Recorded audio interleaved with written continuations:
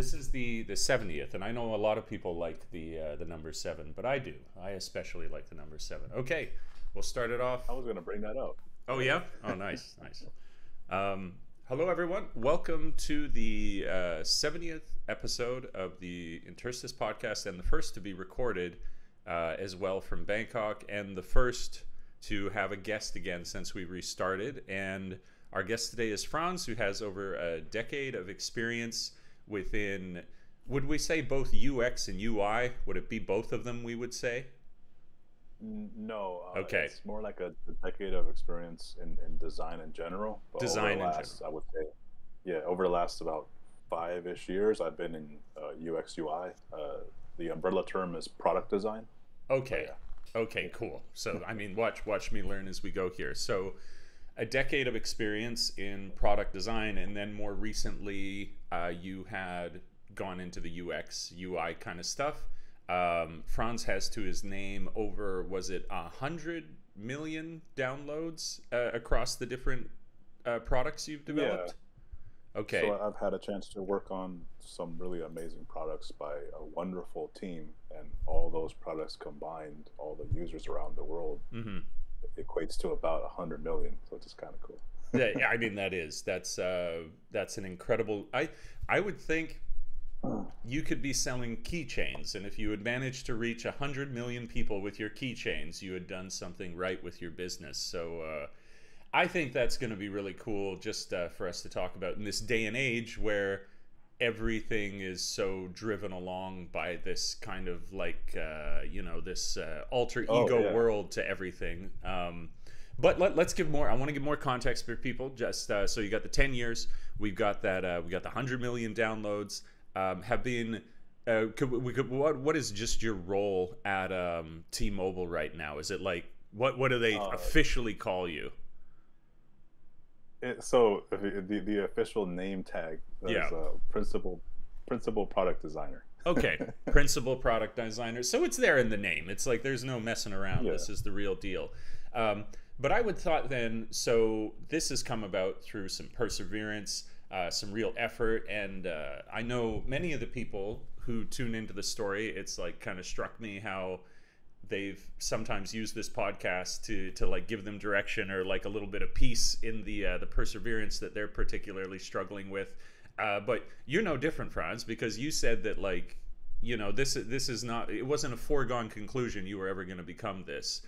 You were going to No, have not to at do all. the education. You were going to have to find the path and make it yourself. So I think to arrive in a position where many people would say you've made it in some sense. Everybody has like a different metric which they would gauge that by. But let's say like the classic standard of capitalist success, which none of us want to admit to, but it's really what most people are gauging things by. You've got there now. Maybe if you could, why don't you share your story for the people listening of how it started, how you Okay. got to where you are now, and just take your time with it. Let's go for a story here for the people listening. I suspect Dave is going to fact check me because Oh, I've seen you in the background of my LinkedIn profile. oh yeah, yeah, that's right, right, right. But yeah, so product design wasn't the thing I thought about when I was growing up or in even college, right? I didn't go to college for this what I do every day now. Not Mm, at all. So I always kind of found it interesting when people would ask what studies did you go into for this. For example, one fun story is at one point in the fun history of my current role, they had a bunch of interns and a swath of new, young, bright faces. And there was a meeting set up where these young, awesome people, very talented individuals, all of them, had a chance to speak to some senior level designers. I was one among many amazing people.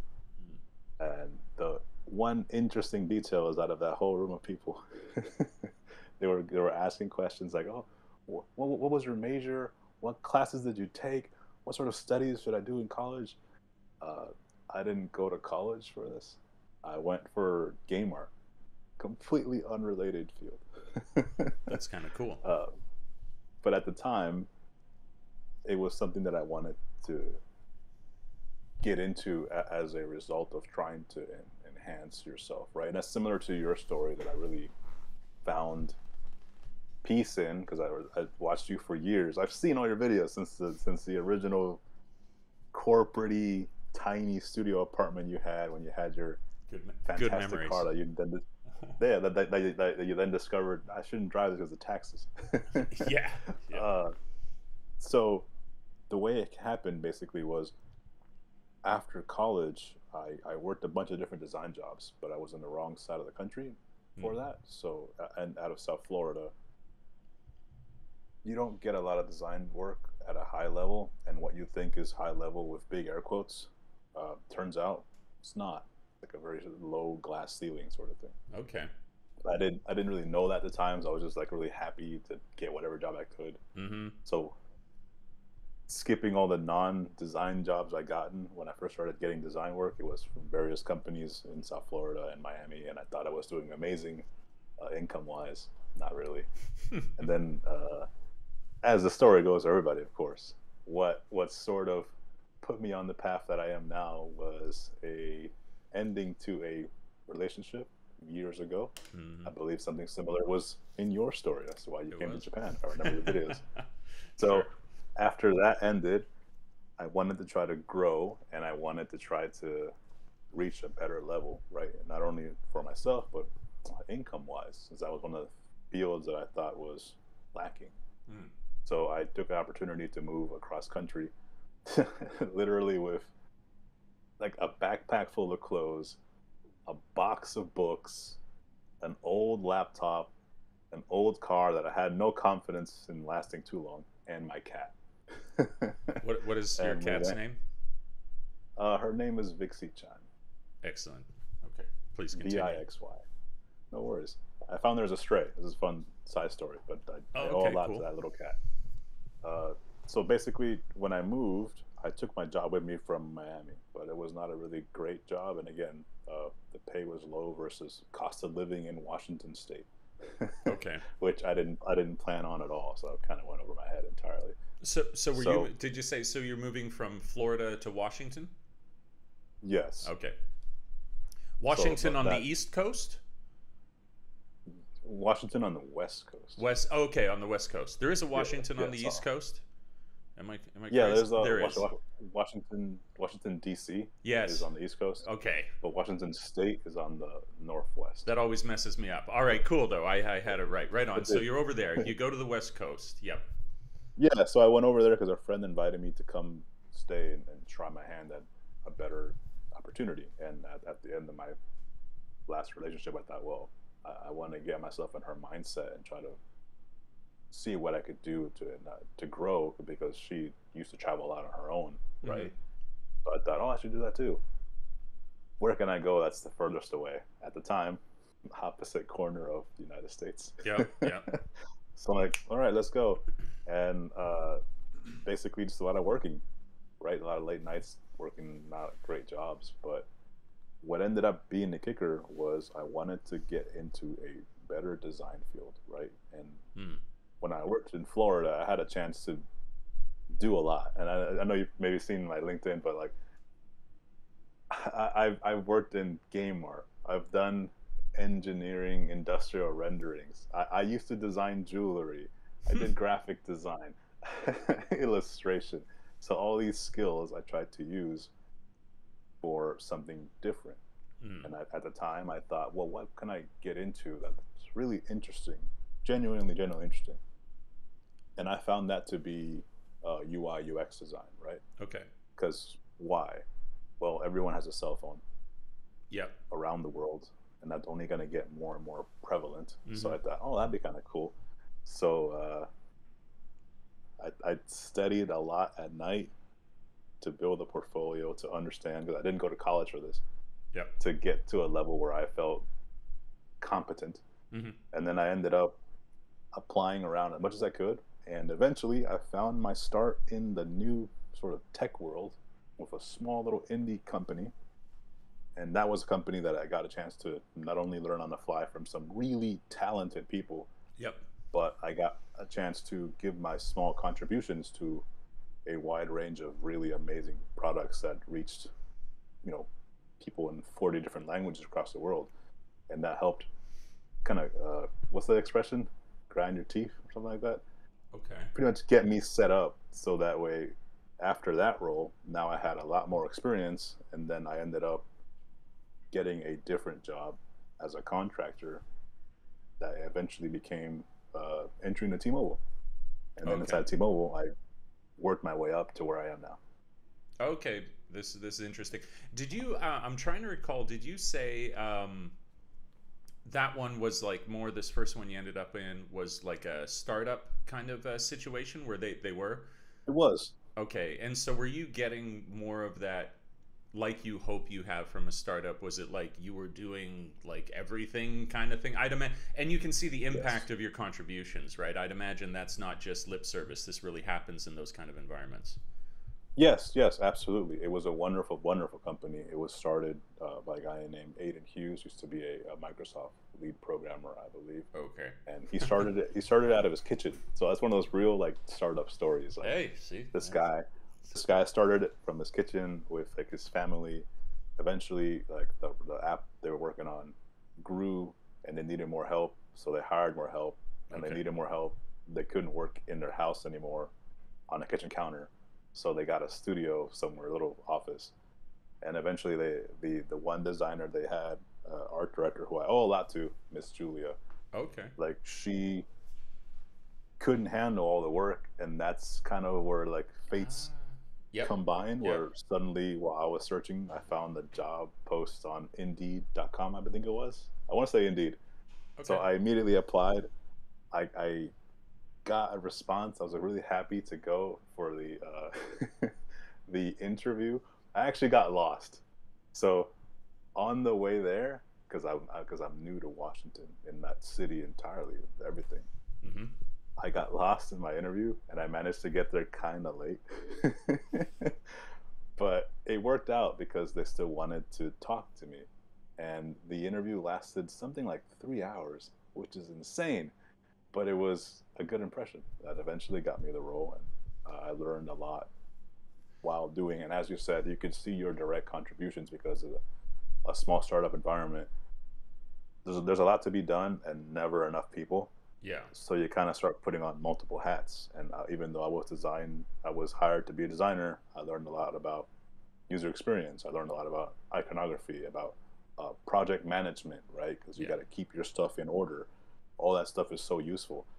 And I learned a lot about the App Store, how it works, Mm-hmm. how it doesn't work, what can build up an app or destroy it, right? The Right. fundamental importance of a good user experience. So all that stuff is something you learned in a startup environment. That's why I always have that. I like startups. It's because that's where I got my start. So like a special place in my heart, similar to your new endeavor. I'm like, oh man, that's startups. Let's go. Yeah, yeah. It's like we should definitely talk about that a little bit for context for people. Once we get there, though, I don't want to detract though from your personal story. The other the kind of natural question I had for you was, a lot of people. I want to dig a bit deeper into the fact people say when you do the startup, you put on multiple hats, you do a bit of this and a bit of that. I was wondering if there was something that most stuck out in terms of like obviously you put on these different hats, but was there something that you most particularly learned or felt like you got out of that experience rather than a variety of things, one that mattered the most to you perhaps? I think the one that mattered the most across the board is paying attention to almost like religious pixel perfect detail. Because back Okay. then, I used to what I assume was good enough. Yeah. Uh, and my old art director, Miss Julia, would rightfully so tear it apart Yeah. and point out everything that I didn't do correctly that I should do. And I'm like, oh, okay. Let me learn from this moment from someone who's clearly more experienced than me. Mm-hmm. And that ended up paying good because I ended up, meeting those expectations. So where there was less and less feedback about what needs to be changed, Oh, okay. and Yeah. Yeah. directly linking to more and more opportunity, right? Because I was originally hired to just help design screens for apps. Mm-hmm. But as I got better at that, I also started helping with screenshots, those images you see on app stores are very important to get you, the Right. user, Yeah. to be convinced enough to press the download button. Mm-hmm. So she started helping me learn how to do that. And then while doing that, I got familiar with, making more visuals, getting back into my home base of Illustrator. Adobe Illustrator has always been a Yeah. big thing for me. So dive in, help make whatever you can. And then as I continued, she kind of helped teach me more about iconography. So Yep. people don't think too much about icons sometimes, but they're very important and they help you bridge the gaps, right? So what I mean is you can have people who don't speak English as a first language, Right. Right. myself included. I'm an immigrant. Yeah. Uh, some people may not understand what you mean exactly, but an icon is a symbol that could bridge the gap, right? For example, home is home in any language, a little home box. So I started helping to create these icons and coming up with the skills to make an icon family. And I feel like I was fortunate to be there at the time because that ended up training me to become what's called a full stack designer. Oh, So that's okay. somebody that could pretty much wear any hat and do everything for a project.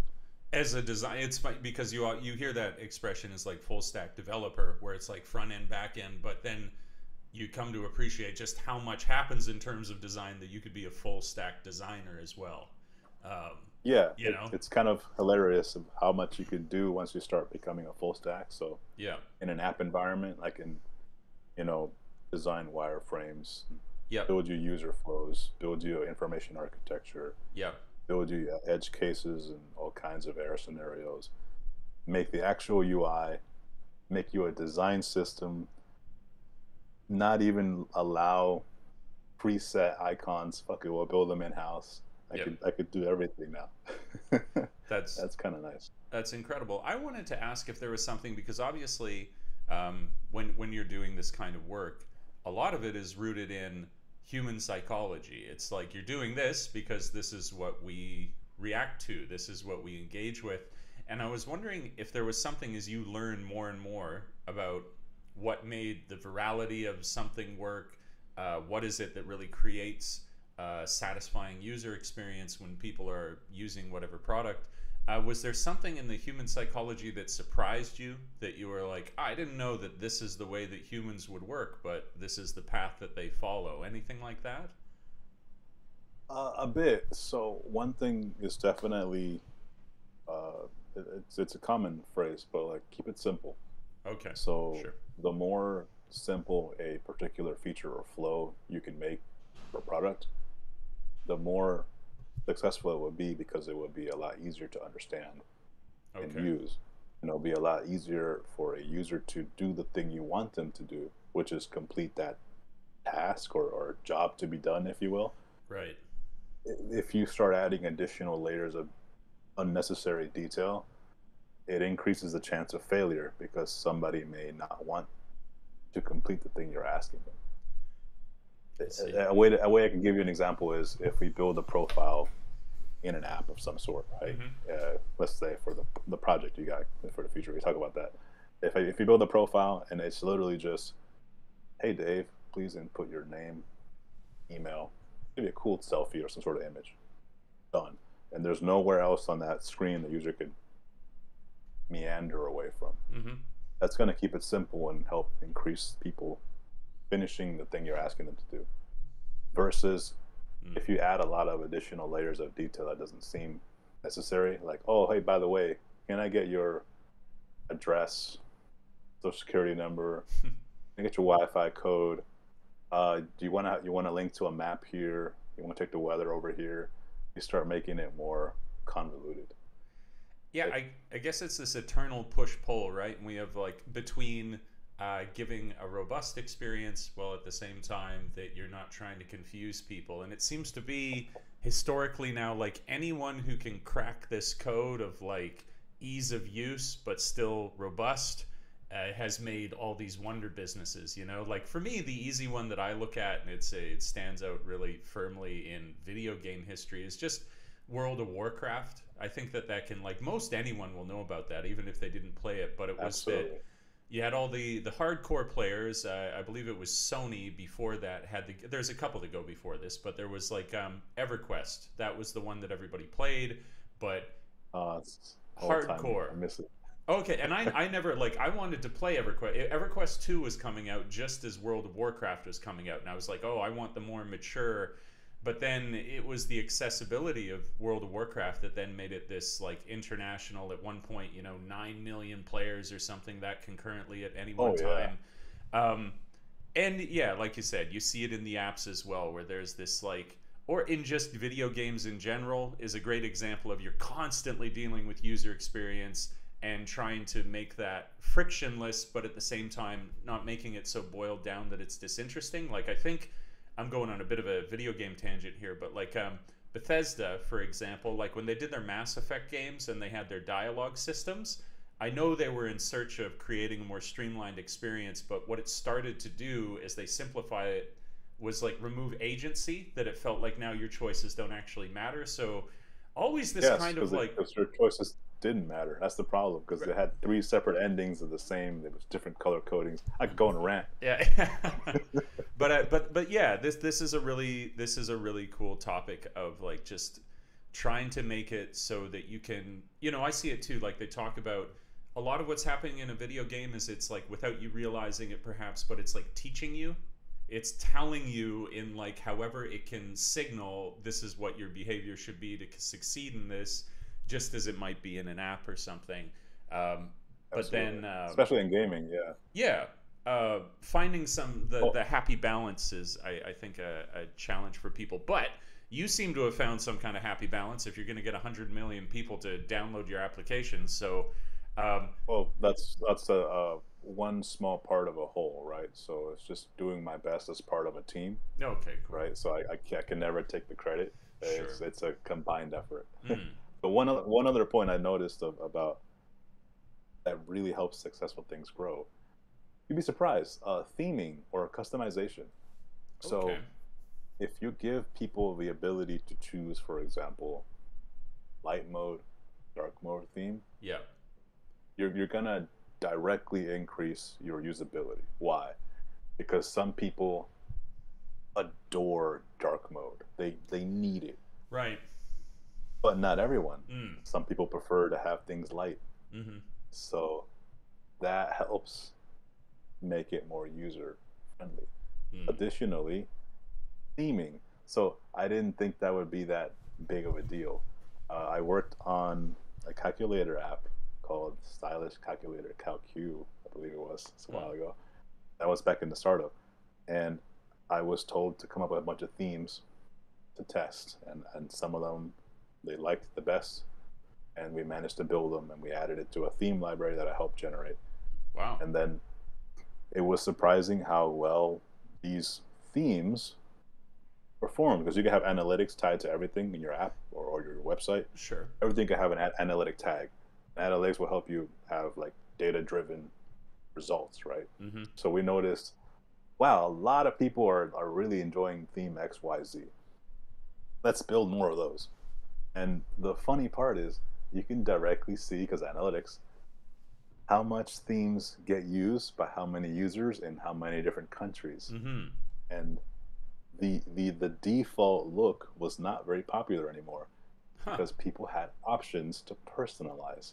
mm, And that is very fun to look at because it's something that you might, overstep or think it's not that important, but it sure. can generate stickiness basically. So that's kind of fun. No, that's cool too. It really I love like what a crossroads it is between the sort of like the mental, the theorizing of it, like this could work as you got your jargon, the stickiness, the all these kind of things, and then it goes into such a practical application. It goes into a literal physical translation of all this thought, and you get such interesting behavior from it too. I think as well something that like I suppose you have professionals in whatever industry that if you want to gather analytics they can, but the way that you have access to such detailed analytics as a result of something that has like on click, like you could tell if somebody was when they clicked on something any sort of analytic you could dream up. So you can really dig into the human psychology of these things, which is kind of cool.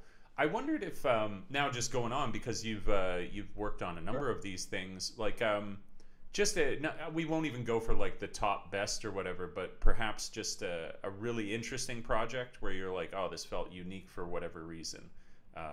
Doesn't have to Oh, be the sure. most. Yeah. Yeah. Well, there's two, and one of them, unfortunately, it never became a thing. Oh no. Okay. Uh, so there was a update to an app called for T-Mobile was Sync Up Pets. So we did a complete redesign with a bunch of really cool inspired features and like completely new animations and it just all the bells and whistles, pulling in all the latest references for modern apps, right? You look at cool apps like Hmm. Duolingo or whatnot. They're very happy, they're very bright, but they get you to become engaged with the thing you're doing, Yeah. which is learning a language. Yeah. We were going to do the same thing, but for looking after and tracking your pets, people, excuse me, animals that you love, which is so endeared to you as a pet owner myself. It's part of your family, not just a Hmm. walking decoration, if you will. And we did so much fantastic work, the team and I really poured over helping to make new mascots and all this stuff. Cool. And it ended up being quietly shelved because we were planning to do other things and restructuring. Oh So no. I was kind of like, damn, missed opportunity. Okay. Okay. I and see. and then the second one that I really love to this day is honestly that funny little calculator of all the Oh. hundreds of little themes, just because of how unique the different themes were, and it was so fun to like paint and create Okay. them for that purpose. And some of them had a little bit of extra polish that kind of bring you a smile. For example, I made a winter theme. Okay. So the back behind your buttons was like a cool little like snowscape. Hmm. Nothing too crazy. And the sky was dark and blue. And it was snowing. That And sounds awesome. when I talked with the devs and we did what's called parallax scrolling, and that's where an item in front Yep. moves faster than an item in the back, Right. right? So when you would swipe up at the display on the calculator, it extends to show you Yep. history of all your calculations. Well, if you Oh, that's had cool. that theme selected, when you swipe, you would see the snowfall Oh, with this cool. parallax. So it's just a little detail that made it popular. So it was fun.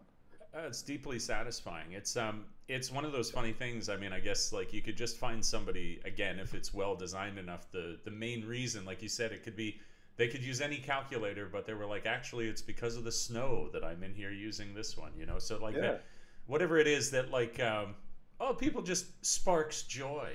Whatever can spark joy in the design is clearly incredibly valuable.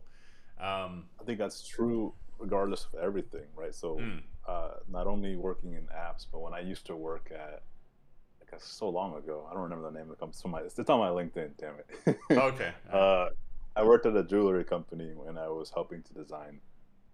My life was just draw up all these earrings, render all these bracelets, have it presented for your art director, and she can pick out which ones you want to design more of. Yep. And it became very obvious that there was certain designs, certain looks that people gravitated aggressively towards Hmm. versus others. Right? So you go back to what you're talking about, like human psychology. I don't know to what extent. I think maybe that just blurs into a line of reference. Hmm. But there was some simple designs for earrings or bracelets that did extremely well. So we would try to do more to replicate those successes, right? Sure. And some people didn't care. It was a failed project from the beginning, basically. Hmm. Uh, but it was a cool learning exercise anyway. Okay. Very interesting. Yeah, it's like that's quite a like straight out of the digital like into the material, eh? But I guess it's like when it's design, it's all design, whether it was made up of soldering or if it's made up of jewelry, then it's kind of same principles at Yeah, work. Oh, that's cool. That's very cool. So like that's all. go ahead. Please go ahead. Oh no, it's just a breadth of experience. It's cool to see how things bleed into each other basically. Because if somebody had told you, do you know that like your jewelry design would have something to do with later on the app things that you're doing, and maybe it wouldn't be so obvious, but they are connected. In a way, yeah. So I guess that's kind of like programmed me to build concepts rapidly. So Hmm. normally when you build stuff and you present or like initial rounds of reviews with your peers or a product manager, Mm-hmm. some people tend to build maybe no 3 to 5 options. Okay. There you go. Pick from this and we're done. Mm-hmm. Let's go get lunch. Right. uh, but because of my background in my previous uh, startup roles, and back when I had to present a minimum of X amount of designs for my art director when I worked at a jewelry company, Mm-hmm. I got real fast in making rapid concepts. So to your point, Dave, yeah, absolutely. It was in some weird way training for being able to make rapid concepts to present. So when I had a chance to present some ideas to fellow designers, I was pumping out 20, 30, 50 alternate versions of a thing because I wanted to try to, distill down to that best version. Ah, that's incredible. It's like that is one thing I've enjoyed. I don't think a lot of people, I know a lot of people don't get exposure to, um, but it's when you're able to sit with a designer or an artist and somebody who has some skill in it, and how they're able to iterate and create things once they've gotten to a certain level that just boggles the human mind. I like there was a relationship I used to have in Japan, and she was very creative, and her whole family was. And they were all like these incredible artists. And I actually did a video on my channel for her brother. And one of the cool things I did is I went over and I was interviewing him, and I got to film him while he was doing some of his art. And he would, and this is a guy who has a lifetime of experience, and he's a freelance. He's always trying to get better. You know, he'd never seen the top of the mountain. And he would warm up by doing sketches beforehand. He was like, I'm going to work on my main project, but I'll do this warm up. And he just opened up this book and was producing images of characters, like just trying to get like proportions. I guess that's what he was practicing, and like stances, and produced like to me what would have been like a lifetime's accomplishment to actually achieve how cool all of these figures that he did. And he produced about 30 of them, and he did it in about 5 minutes, and that was the warm up. And I was just like, I can't believe once an artist gets to a certain level, the output that they're capable of creatively. I mean, to anyone who isn't what would you say, like immersed in that kind of thing, it looks like magic. It's the same sort of thing like if you watch somebody play guitar and you can't believe their movement through a scale or something. But I don't. Oh yeah, I love that stuff. Hmm. I think it's very cool how people can become, I don't know if the right term is masters, but like I guess you could say extremely adept at the thing they're good at. And as you said, it could be a guitar player, Mm-hmm. it could be some sort of designer person, or even like a chef, like a baker. Oh Have you ever yeah. seen like a pro baker do their thing and they're measuring to the gram and like it's all up here. Yeah. Yeah. I would need like a YouTube class to learn how to bake a cake.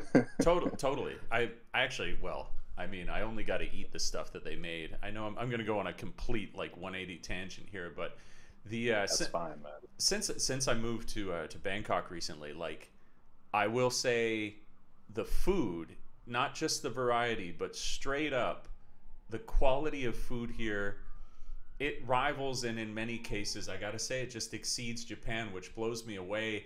And I wonder, like, where does it come from? I got like a couple of theories, but maybe it's to do with like just the necessity that you're, if this is the only way that you're gonna make money, it better be amazing. You know, like we've gone to a couple bakeries, and it is, I don't want to, you know, it's like I almost feel bad because Japan is known so like for its care and its artisanal like whatever, but It's just better. It was better No, than it's any okay. bakery I ever had in Japan. And here it was in downtown Bangkok. It was incredible. But again, just we're talking about mastery. Like this stuff, you can get complacent with products, with food, with whatever, that because it's so long only existed at this level, that you start to believe that's where the ceiling is, and then you try something better and you cannot believe it. Like, I'll do one more here. I've been like dying to talk about this. There's like No, please, let's talk about it. so there's basically markets. Like, you realize very quickly once you settle in here that people aren't going to grocery stores to buy things. Well, they may have those. There's like a big British one called Lotus. There's another one that's like, I think, native to Thailand, called Big C. Maybe you go there because you need to pick up a rice cooker, and you might as well buy dish detergent and some cereal. But what people are Right. doing is they're going to markets or smaller personal places to buy, whether it's That sounds vegetables or wonderful. bakery. Yeah, it's really cool, and you just get these rock star like homemade items. My rule is basically to stay away from meat. I'm just like, just don't mess with the meat in these places, and I think you'll be fine. But like, we just the other day came across a lady. She had these, just to look at them, like these unbelievable little like fluffy cloud donuts, and I was like, oh, 20 baht. I was like, that's an incredible deal. 20 baht for like a donut? That's great. Um, and then we realized, we were like, oh, no, it's What not. is that? 20 baht, to convert it for you, is you basically do times four. So it's about 80 cents for a donut. And I was like, that's a good deal for a Yeah, donut. And it turned out it's a pretty good deal. that 80 cents was for three donuts. I was like, I had no way. I'm again just like acclimatizing to the way these like personal little marketplaces work, but the value is also incredible. Like, this woman is I think baking for that's her life. I think that's fantastic, and I would imagine that at that point when you found out that 20 baht got you three donuts, that you were a little nervous while you were there with your partner, perhaps, because you knew that if you walked away from this lady's stand, you're basically losing money, so you had to buy the donuts. That's right. It was a financial responsibility I had, and I took it very seriously. I haven't done a bunch of food videos on YouTube for a long while yet, but I actually, it was a funny thing where I felt like, in a place like Japan, it doesn't really matter somebody like me if I go and make a video of a udon restaurant or something that's very cool, because Japan has an odd thing where some people are very welcoming, and I have great examples of that. But a lot of people, it's almost like they don't care if their business succeeds. They just want to run the business. So it's not about getting more people in. It's just about like, just get the thing so I can do it. And I love the purity of that. That's another way to do life. But with somebody like Okay. here, where I got this lady selling 20 baht donuts, that business matters to her, not in just that she wants to make her best donuts. She really, really needs that business, because if you're selling donuts for 20 baht, well, then that 20 baht matters to you. And I felt like, again, Absolutely. maybe actually making videos of a place like this, I could be actually helping that person, because if I could get a few more people to go there, I know it would make a great deal of difference to her. So maybe some inspiration to start again doing a little bit more of the food stuff if it were like the right environment, because I love this kind of like, the place that they'll be is like a cement garage, but then they built half the garage to look like a restaurant, and then their kitchen's like this open air thing, but the food coming out of it is the most unbelievable you can imagine. They're going so far with what seems like so little, and it's hard not to be impressed by that. I think you should be impressed, and you can help that situation, right? Being kind and paying it forward. Mm, And I can immediately see at least two reasons, maybe three if I remember the third one. right. Reason one, Dave, you have literally and figuratively tapped the reset button. You're in a new land now. Sure. If you look outside the window, it's not the same scene you're used to It is somewhere not. in Japan. And secondly, you said at the start of this fun tangent, you have tasted many foods in Japan, Mm, many bakeries and all kinds of little places, I'm sure. true. And now that you're in Thailand, I saw the smile on your face. You're saying there's a different flavor, a different spirit there, Hmm. and you're like, wow, this is 10,000 times better than whatever. That's learned experience, and it justifies your perspective. Hmm. So I think it'd be awesome if that sparks you to create more of your awesome videos, man.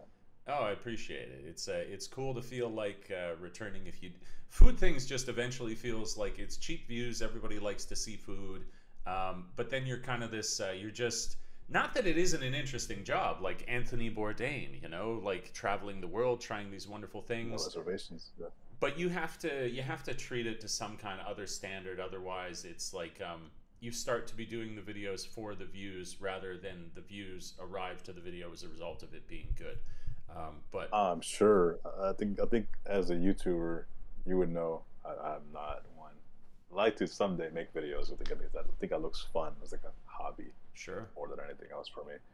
Um, I think actually no. I recall you going on a tangent of some sort in an earlier interstice Okay. podcast episode. I don't remember when. It was maybe in the 20s or 30s, where you had poured your heart and soul into the editing of a particular video that you were really hyped about because you were taking your time and trying new cuts and all these little things, and you were perfecting your music choices for the scenes. And you said that video really underperformed another video you uploaded where you were just out and about with somebody, like running gunning with your camera. Mm.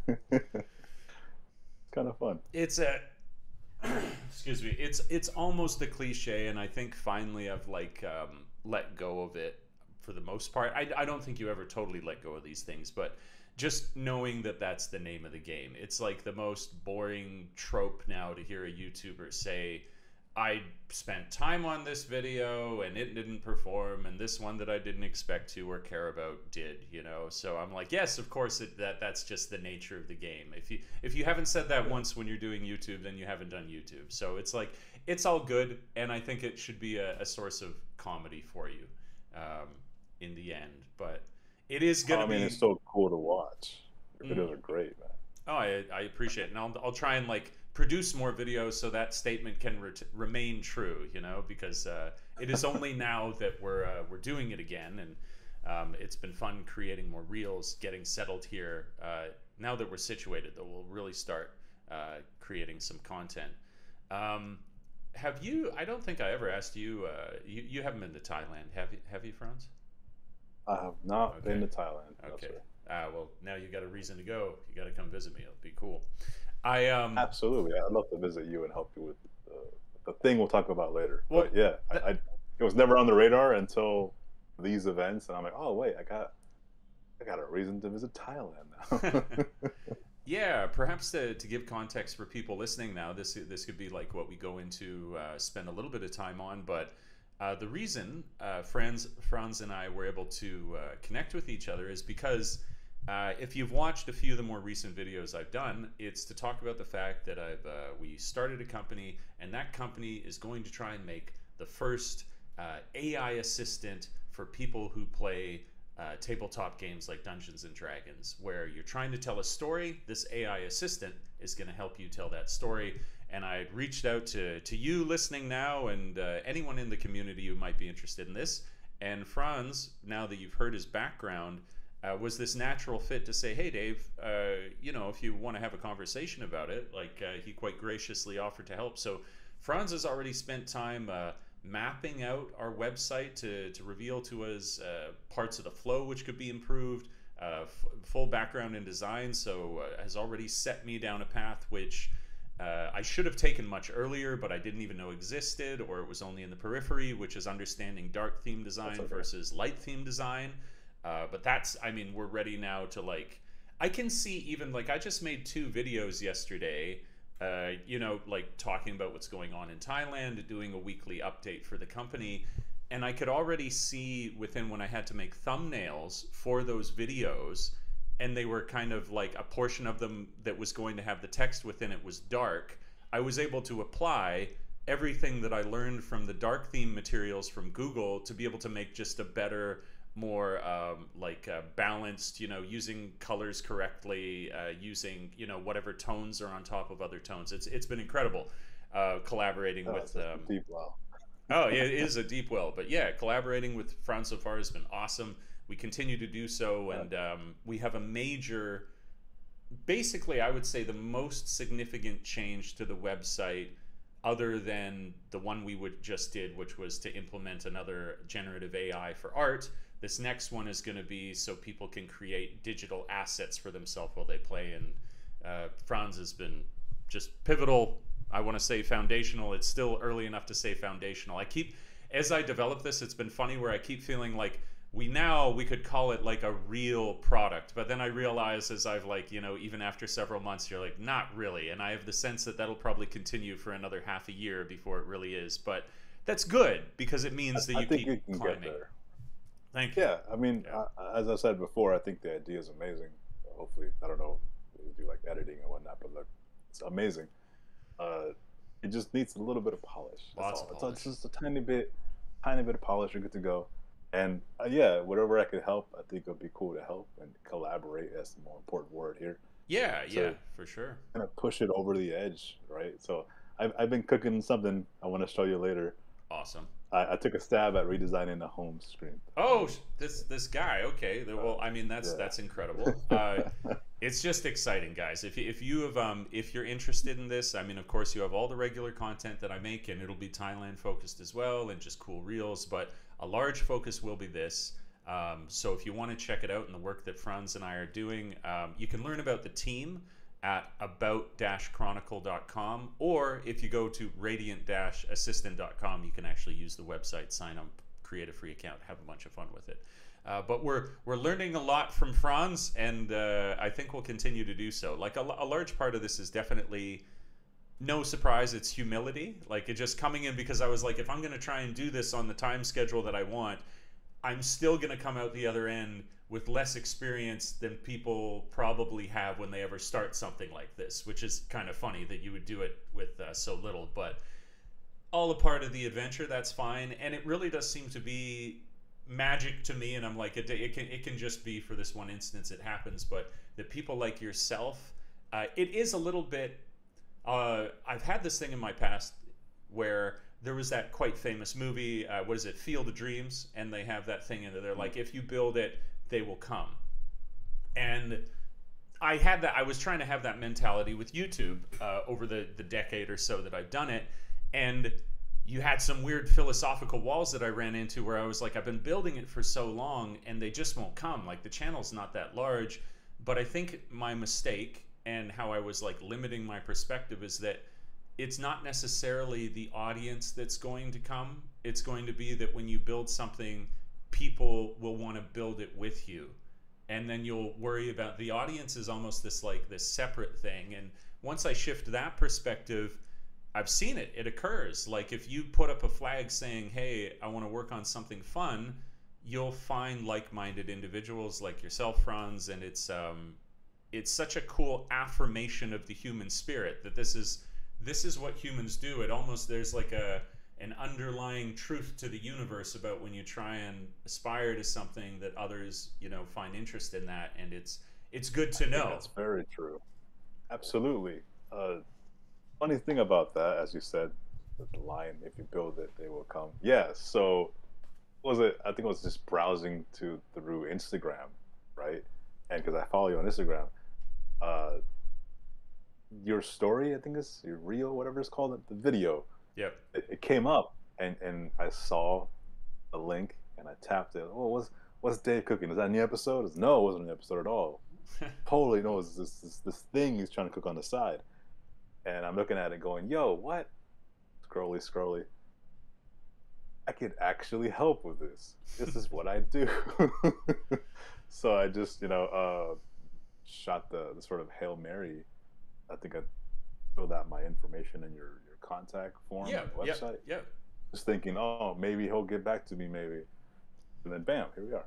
Oh, cool. Coolest thing. And you never know, like, something I find interesting about it is obviously we have this connection to work on this, but then the whole like social web that gets created, you know, who knows what you could eventually work on. I don't want to spoil it now, but like Franz and I had even spoken about like another product idea that I had, you know, that maybe who knows we can go on and work on that in the future. It's just it's cool once the bridge has been formed, the sort of quanta potential, the wave that you've created at that point of new possibilities with each connection you make is really amazing. Like that's one more thing, I've talked about it before in podcasts, but I would like to spread this message globally that there seem to be in, I would say, kind of my later 20s, but there's a mentality of, I think because it's very human, people are afraid of being hurt, uh, and they do want to belong to something, but then they get so sick of being hurt,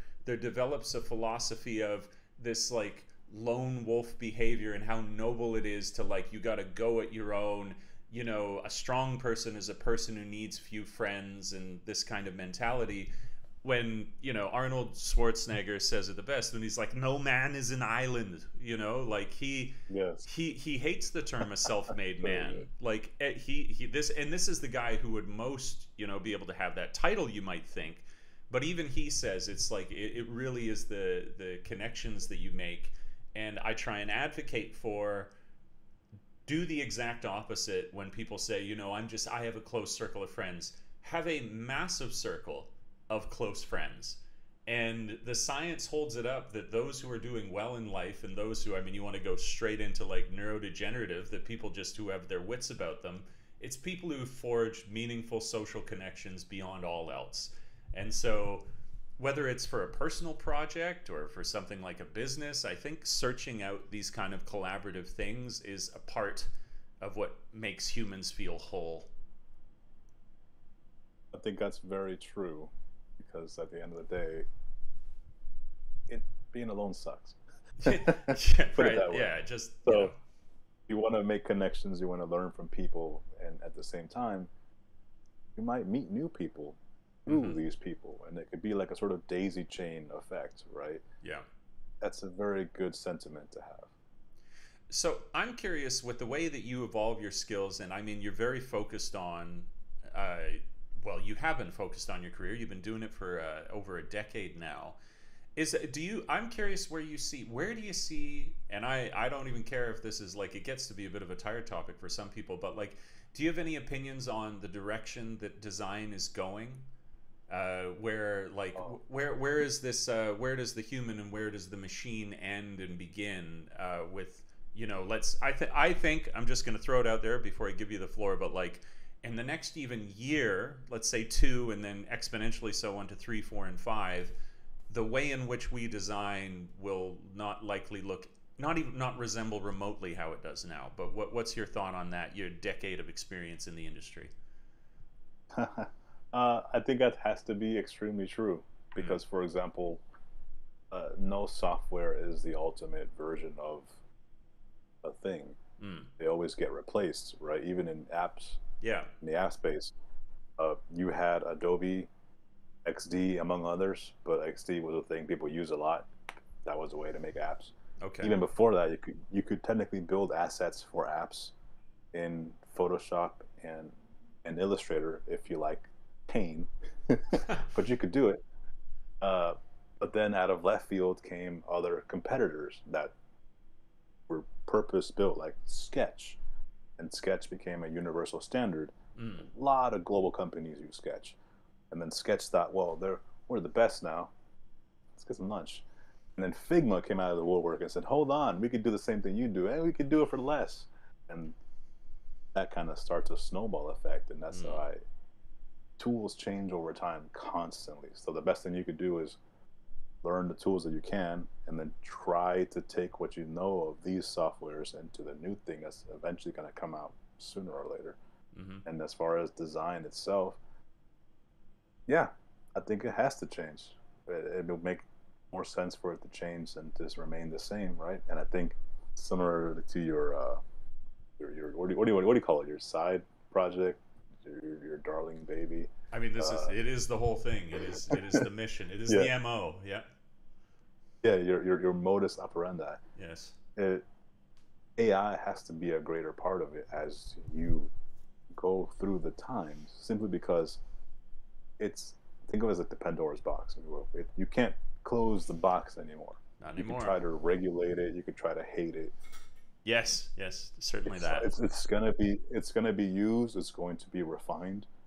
It's going to eventually Hmm. go through whatever leaps and hurdles to help people make things, Hmm. right? I think that's going to be good for everybody. So here's my follow up to you, and I guess we talked about this a little bit. Do you see, um, well, for example, we have the design specs that Google gives us, whether it's a light theme, whether it's a dark theme, and then I believe you said the one for Apple is called the HIG, which is like the human interaction graph. Yeah, I don't know, human interface guidelines is guidelines. HIG, and Apple, sorry, excuse me, and Google is Material Design.io.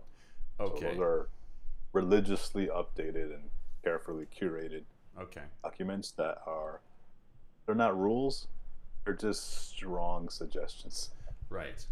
So I'm wondering when you look at those, and like you said, they're constantly updating, so this can kind of flow into each other. Do you see over the years, what do you see in terms of how what a user may value in terms of experience has evolved? Like I'm wondering if this is something that it's like eternal, like users will always want this kind of experience, or have we noticed that things start to open up, or we prioritize things differently as time has gone on. I can't see which way the answer would go for this one. That's why I'm so curious. Ah, it's a very good question. I'm not exactly sure what the best answer would be in a situation, but I can at least draw from like general history that, Mm-hmm. you know, apps used to be much simpler because you had no choice. Mm-hmm. The smartphones at the time, let's say if you ever messed around with an iPhone 1, 2, or 3GS, Yeah. ancient by today's standards, but they were Yeah. cool back in the day. Oh yeah. Like apps weren't amazing, but they did what they could. And for example, the UIs themselves were different back then. Everything was a very shiny, very jewelish. If you remember, like glass buttons was like the thing Interesting. across all Apple UI back in the day. Okay. But those things change as people progress, right? Not only gaming, but like, you know, you started getting more robust social media apps. You started getting more Mm-hmm. utility applications coming through the woodwork, and everything in between to kind of uh, I want to say help users, but I also know that was also to capitalize on people. That's why, for example, you have so many clones of mobile apps that are Right. just clones of a clone of a clone. So here's I mean this is I would want to jump into this. It's I can't resist asking the question, but there is also that interplay between something that is going to have virality, something that is going to cause engagement, but at the same time, now you're designing for addiction rather than designing for experience. And it's the way that the YouTube algorithm has been weighted is that it would prioritize engagement rather than user experience. What do you think of that kind of realm of things going on right now? Because I mean, much as I enjoy an eternal scroll, you know, that you can just doom scroll as they call it, we know that That's the that's new thing called doom scrolling. right. Like that's made its way into the vernacular of you know the masses, and I like that things can scroll infinitely because you're like, well, then that just means my content is uninterrupted and I can find things more easily. But where do we draw the line, Franz, between something that feels like a great feature and something that is going to destroy the minds of an adolescent who can't handle this sort of social deluge? You know?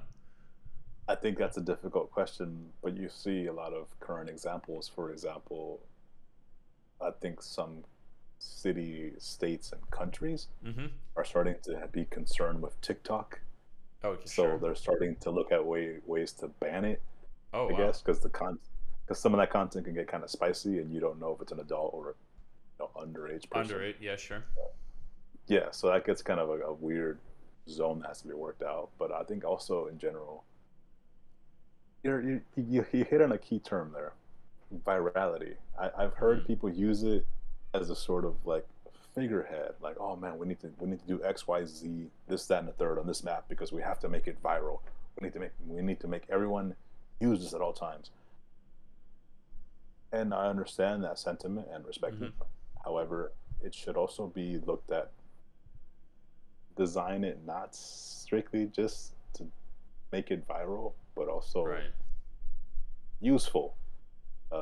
If a product is good on its own and it fulfills a need or it helps a user complete a task they want to do, Hmm. whether that's build your world and your awesome DMing activities or Right. building a theme of some sort, it will attract attention naturally. That's called Right. organic growth. Right. You don't have to try to specifically engineer it for virality. It would happen. I think it's a slippery slope depending on how you approach that. Yeah, I figure there's got to be. It's just it to me. It seems kind of plain that you're like you just described it. Is the app successful because people are joyously just using it, rather than you've identified a key feature that doesn't even make someone happy, or it may in fact make them upset, but keeps them using the app. I feel like there's, although it may, the whole thing is that it could get into a fine line. So here's the next one for you: is do you think that kids should have access to social media, or do you think that there's some argument to be made for the fact that it should be something regulated, like access to alcohol or cigarettes, for the impact it could have on people? Damn, that's a hard question. What is all these hard questions? Okay, Oh, I here we mean, go. like, let's, we don't have to have the real answers, but they're fun to discuss. Absolutely, they are, and that's a great thing we could talk about, Dave. I appreciate you. So I currently don't have any kids of my own. I don't Hmm. know when this episode released. Perhaps that'll change. I don't know. But realistically, I think it's always going to be up to the parents, Okay. or guardians, being more inclusive of all kinds of families, Yeah. to determine what is best for their child. Mm. I don't necessarily believe that at a government level you should restrict Okay. things for people. Hmm. However, I'm just one person with one opinion, not a Mm. government entity or some sort of unified body of choices. But it depends. Like that TikTok case is really interesting. So in some places, people are looking at ways of banning it entirely, or trying to censor it, Hmm. just because of these really ambiguous questions of, like, how can you protect a user from the content that this product is specifically designed to deliver? Right. Right. Yeah. And I think you could figure out ways around it, sort of, but it'd be very difficult. Like, you could, well, there's the obvious one that's kind of dicey. You can age gate it, so you could make a sort of stop when the user onboards to their app. Yeah. Say, you must be 18 years of age, but there's no way the app can confirm Dave is Dave 18 plus and not Dave 17, right? Right. Right. There's no way around that unless you have KYC, which is know your consumer, which is like what investment apps use. So when you Right. use like a brokerage account app, Yeah. they need your ID to confirm you are who you are. Right. Yeah, I Yeah. see. I see. It's I don't know. I feel like, just throwing my 2 cents in. I think it basically ends up being like, one, it's a bit of a genie in a bottle, because you allowed kids for the last, like, decade to use this. Now saying, oh, we're going to make it illegal for kids to. It would feel kind of like prohibition era sort of behavior. And if there's anything we know, Oh, that's a good point. that as soon as you do prohibition, then it almost increases usage, because now you've added this, like, mystique and kind of forbidden fruit quality to it that now people want to be a part of. But it does Very true. seem, yeah, I wish I had a study to cite now, but it seems unequivocally that youth, and I can imagine this especially because of the high school dynamic, just it tears them to pieces. Now, I mean, I think that happens with every generation, because, like, what was previous to that, if you hear anybody growing up, like I grew up in the 90s, but then you hear people from like the 70s and 80s, and I mean, their fear was like, that classic monsters are humans. They would go out in their neighborhood and just get the shit beat out of them by, like, the older kids, which I'd imagine was probably Yes. traumatizing in itself. the amount of Oh, yeah. drunk driving, like just the acceptance of like a six pack in the seat next to you while you drive in the 80s or Oh something. man. Like, you know, So so there's a YouTube video I saw somewhere that I guess was like a real life old timey news interview okay. where it was in Technicolor, uh, and I think it's like a CNN or something. There was a lady on the street getting people's opinions about what they think. This is very true to what you just said. During that time period, Yep. seatbelts weren't mandatory, Yeah. and then suddenly the laws were passed and they became mandatory. So they had newscasters interviewing drivers in parking lots and on their way or from work. Mm. What do you think about these new laws that force you to click it? And there was people with beer in their hand, All with a right. cigarette, answering, taking a sip mid-answer. It's like, oh, it's getting to the point now where a fella just can't have a nice drink before work. I'm like, what time frame is you're Yeah. it? It's like 9 a.m. You're in a car. There's a beer in your hand. Yeah.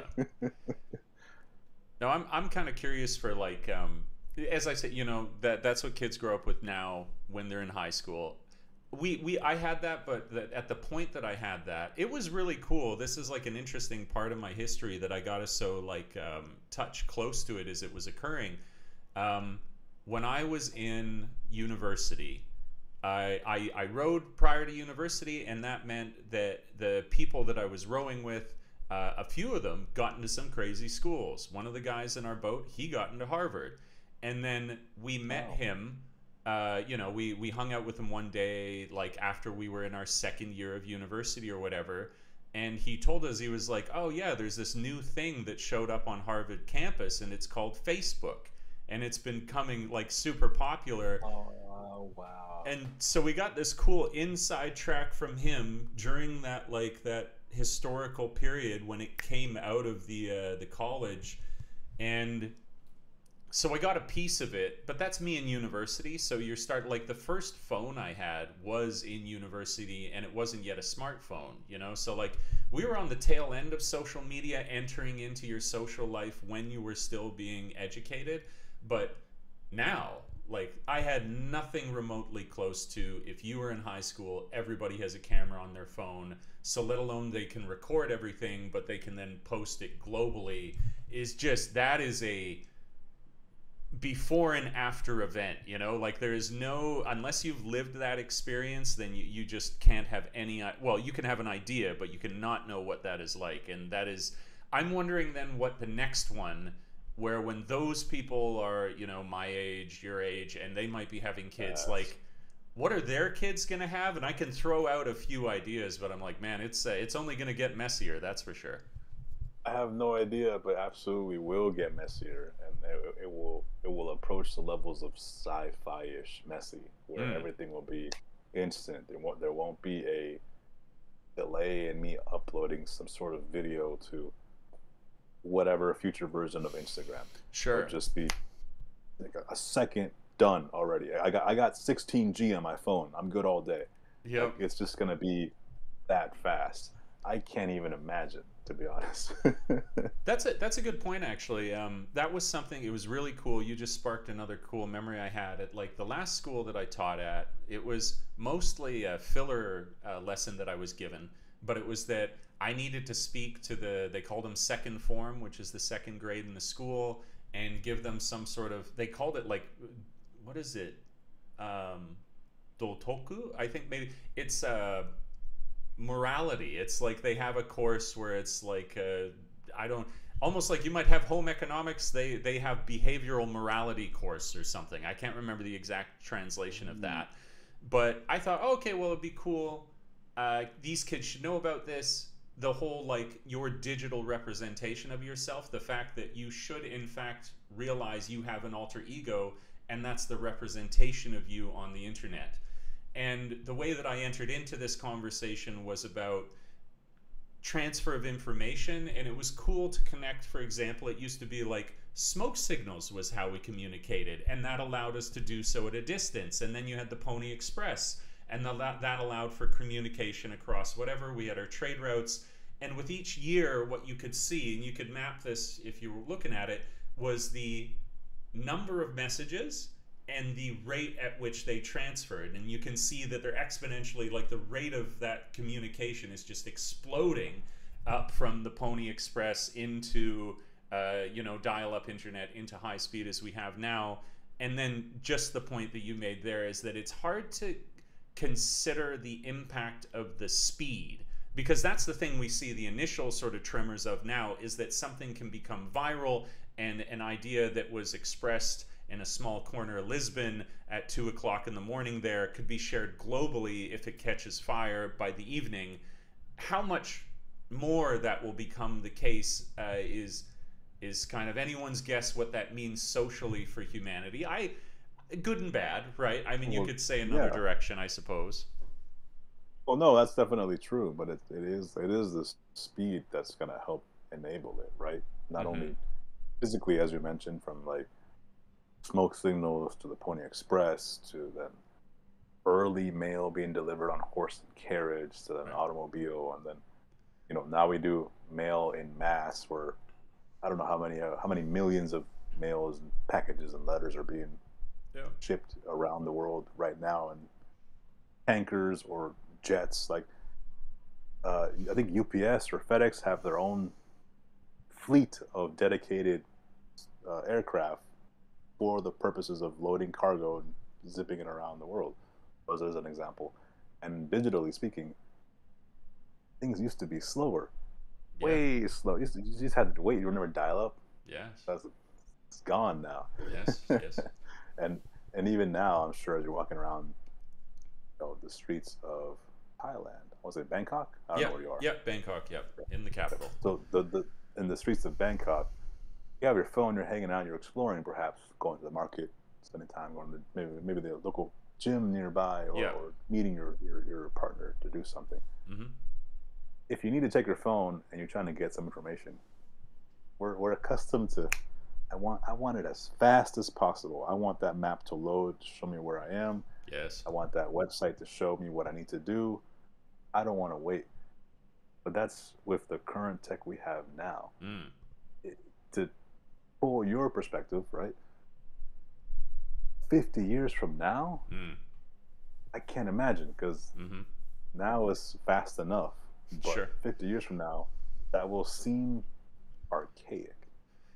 Yeah, yeah. I'm so fond of bringing this point up every single time I do a podcast now. It's just a theme, but it's that people are eternally making the error that they are living in the cutting edge when they are, but you're living in the past. Like, you might as well be a caveman when you think of what's to come. Like, there's that fantastic movie, total rewatchable, so entertaining. It's Mastering Commander. It's like the Ridley Scott Yes. movie with Russell Crowe, and it's like the naval battles based on A whatever that guy's masterpiece. books. Yeah. And there's a scene in it where he's looking at the hull of like this ship, and they're The discussing, futures. Yeah. yeah, the new way in It's which the it's a hull. it's yeah. Because the hull was like a double hull, so there was an inner shell and an outer shell, and Right. that's why it could take so many cannon beatings for no damage, basically. Right, and Yeah. and this guy says, he's like, this technology, what a time to be alive, and this is obviously naval era, and we do the same thing now, where we're like, what a time to be alive. But I use that just as a source of excitement, but also while staying calm, because it'll always be true. You're like, 100 years from now, you'll still, of course, be a caveman, but only relative to Well, what's to come. that's very true. Because, for example, I don't know if you kept up with those sort of random side news. Quantum computing is becoming more and more viable, Hmm. where companies that have the resources, like Google, are creating these massive systems, absolutely gigantic systems that are quantum computers, and they're aggressively expensive, Yeah, take up yeah. quite a bit of real estate, but that's only for now. So Hmm. that's another fun thing about technology. If you ever look at uh, older computers, Hmm. like server towers and all that stuff from like the 80s, early 90s, Yeah. these things, like to pull a Simpsons reference, mm, they were designed to be so big and expensive that only the five richest kings of Europe can afford them, Yeah, yeah, right? sure. Yeah, yeah. And the fun part is those components that you thought you spent 10 grand on like Yeah, a gigabyte of memory, and it was the size of a refrigerator. yeah, You could find on eBay now for maybe a couple $100, or just a nice relic, because yeah. you have a SIM card on your camera could have more than a gigabyte memory. Yeah. That's always kind of impressive. Oh, it is the miniaturization, the march of it all is it's the not the closest because I see many examples of magic around me if you're willing to look for it, but definitely technology is one of those things that it seems to be that anything is possible given enough time. Which I was like, if that's not magic, I don't know what is. That like there is nothing that you could imagine to do that isn't possible through science. Seems like a pretty magical fact of this universe. It'll be. I mean, even in that way, this sort of like I like the sort of on the ground. How much better is my video game going to look next year? But I do like the theoretical stuff as well. You know, because it's like imagining that theoretical as it relates to the material is what's so interesting. Like, it's just so crazy to me that math is representative of this, you know, that there's all of these sort of abstract languages that so translate into, you know, the material world around us. That to me as well seems magical. Like we had the guy that I'm working on this project with now, like the call it like the closest business partner that I have to Chronicle, his degree, his background is in mathematics, and his whole thesis was through data-driven analytics, proving that allowing people to choose how they want to work is how you get an optimal result for the end of a project. Which it sounds to me like he's proven morality in mathematical form. So there's almost like this other weird, like, if you can just, there are certain things that you could first come upon philosophically that you could just discuss, but then end up being true at this much more fundamental, real layer. Like, I don't know which philosopher it was, but you got guys who they predicted the atom. They were like, there is a form of matter that exists at the at the smallest scale, and it exists as the building block of all other forms of matter. And that's the atom. That is the thing. Now, they didn't know exactly, they couldn't represent it in the same scientific way that we may now, but just through thinking, they were able to come up with this. So I love to see, like, what, you know, it's almost like, what are the social or philosophical implications of a quantum computer? You know, you might be able to use it to like have a smart house, but then you're like, what does that mean for other things? Like the whole world of quantum mechanics is, I mean, they have expressions in it literally called like spooky mechanics or whatever. I can't remember. It's spooky something something in regards to the way that particles will entangle with each other, and they can have something that's 100 miles away share a behavior with something else. Like, I don't know, anyways, but that sounds cool. it's Yeah. it's it's very cool. I'll look it up after this, but yeah, like spooky entanglement or something it's called. But yeah, I there's like the cool idea stuff. of tech. No, but it's definitely true. Like I like the idea of tech, and I want to see more of it, especially how it like interweaves into daily life. Mm, Obviously, we're not there yet. mm, Like, when you compare it to like movies and stuff, but we can be. And there are some companies trying that. So, for example, I don't know if you've heard about this, but Toyota mm-hmm, years ago, they're building it now, but like years ago, they bought a lot of property somewhere near Mount Fuji, I believe, mm, enough to build a small city. mm, And they're literally building a small city, but it's completely automated. That is their test bed of all technology. So it'll be driverless taxis. It'll mm. have like sensors on the ground. We're gonna have mail delivered by drones and autonomous robots. That's gotta be cool to see. Mm. I would love to visit to see what that's like. Uh, can't live there though because only Toyota employees. Oh, okay, sure. But it'd be cool to visit, right? To see that stuff. Yeah, it would be. it kind of gives me the feel of like again, it's just like you see little pieces of history repeating itself. It feels almost a bit like this sort of 1950s vibe of, like retro futuristic, like the Jetsons, where they try and build like, these cities for the new tech. Or you would go through like the kitchen of the future, and it would show like all the Yes, modern yes, yes. appliances. And sounds like we're doing it again, but now, it's drone and automated. It's I do wonder. It's always Oh, like it'll change more than you thought, but not how you quite imagined. It's like all our visions of the future are almost like quite right, but twisted in another way.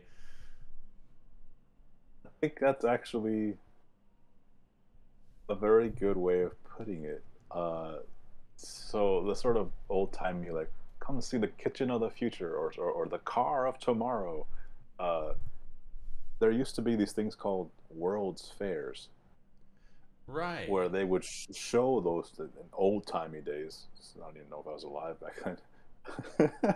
But in old timey days, there used to be these World's Fairs where they would have like these mock-up houses where they would show kitchen of tomorrow, the car of the future, like these weird. It was called like the jet set style.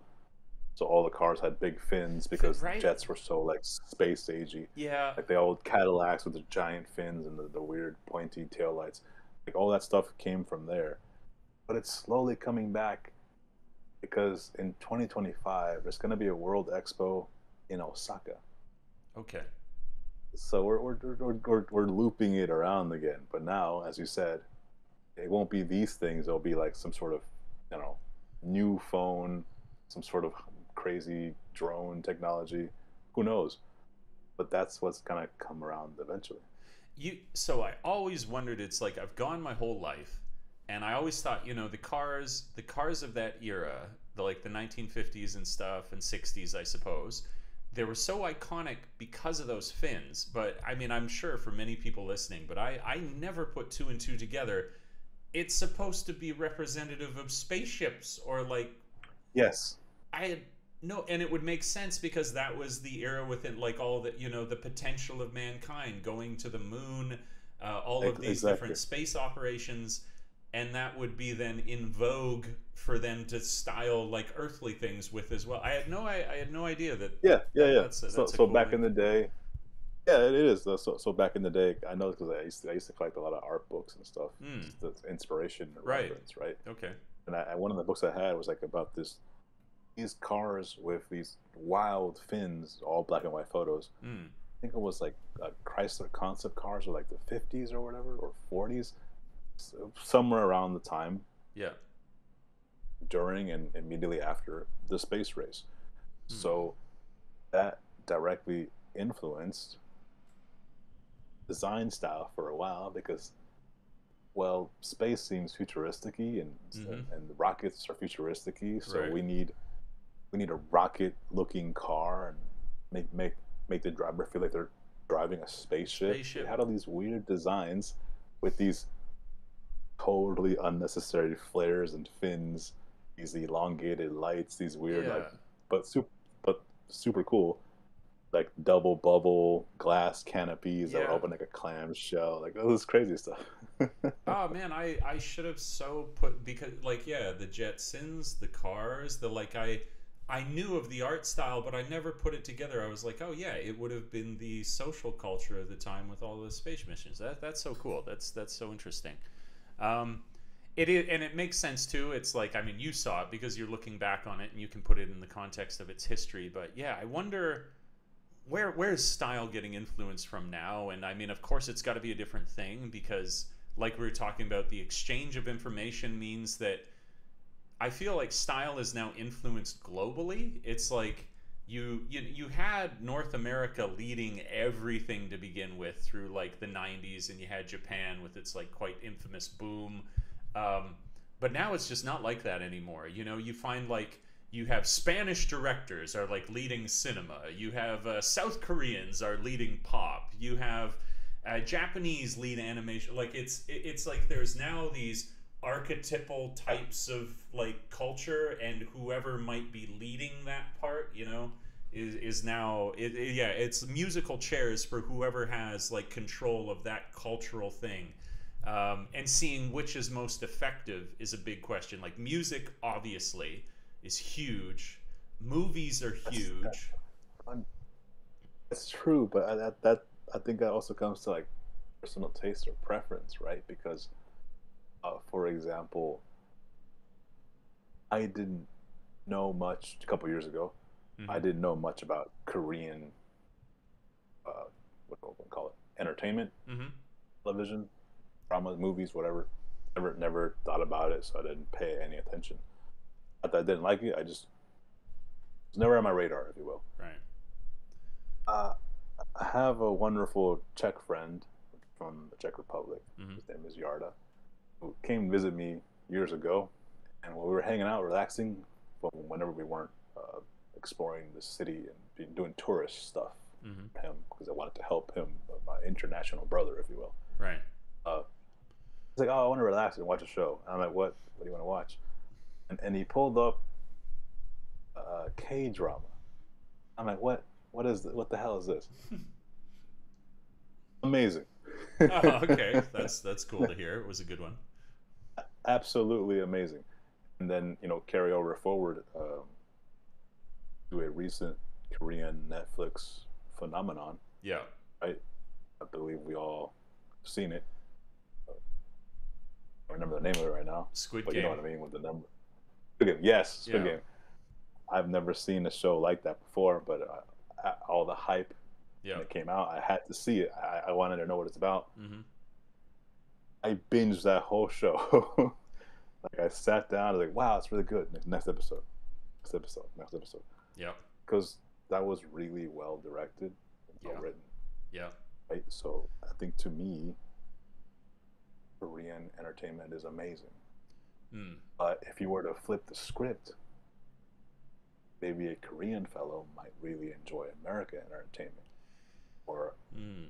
Dave, who the alternate universe Dave that grew up in Thailand, Hmm. might really prefer music from Europe for some reason, right? Hmm. Or so it gets to a level where people can enjoy more now of different sources than Mm. ever before. Think about that, right? So uh, you used to be a gamer because I used to watch your Gaming Owl Oh, channel. the Great Owl. Yeah. Yeah, Yeah. great Sure. out, yeah. Yeah. So if you remember back in the day, no longer a thing now, but Hmm. they used to be. Consoles used to be region locked. Oh, sure. If you Yeah. had Yeah, if you had like a PlayStation 2 that you bought in America, Hmm. you can't play games for Europe or Japan, Sure. and vice versa. These things were designed to be in silos. So you as a consumer had limited options, and there was ways around it, of course. Hmm. You could just import a system from Japan directly, or you can get like a mod chip and all this stuff. Hmm. But they don't do that anymore. You Mm. can just go get what you want. It's fine. It's the same in media. We used to have a much harder time because of, remember, Yeah. slower data. You Yeah. had to wait to your dial-up modem. Yeah. Now it's more instant, and now you could see all kinds of videos and television series and music. Yeah. I listen to music on YouTube all the time. Mm. I have to because when I work, music helps a lot. It's not always English music. Hmm. It's not always genres I prefer. Sometimes I can't understand it, but the beat is amazing, and it turns out the music is like from Africa or some weird lo-fi Australia mix or whatever. Right. It's great. No, the well, you just said it. There's like this the whole thing that returning to the idea of information accelerating, access to information. That when I was the like '90s kid, the the anime that I watched when I was like initially exposed to it was like these kind of fringe, like there weren't even any sort of like anime nerds at that point. Like there was nobody in school that was like known as the anime kids or anything like that. It was too fringe. Whereas now, if you want exposure to a culture, It's limitless. It's accessible from everybody's got their phone, and so yeah. Again, just talking about the speed at which everyone can influence each other is like a whole nother thing, because if you want to suddenly become versed in whatever South Korean filmography, you can just watch every single one of those. You know, like that.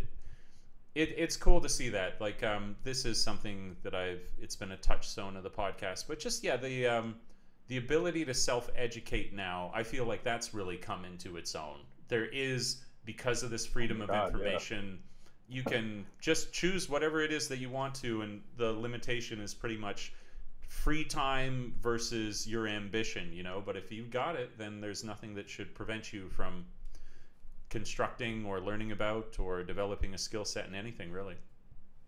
That's super true. And I owe my current role, Right. current career, current existence in general to literally just that, the ability to self-educate. YouTube has master classes on It's crazy.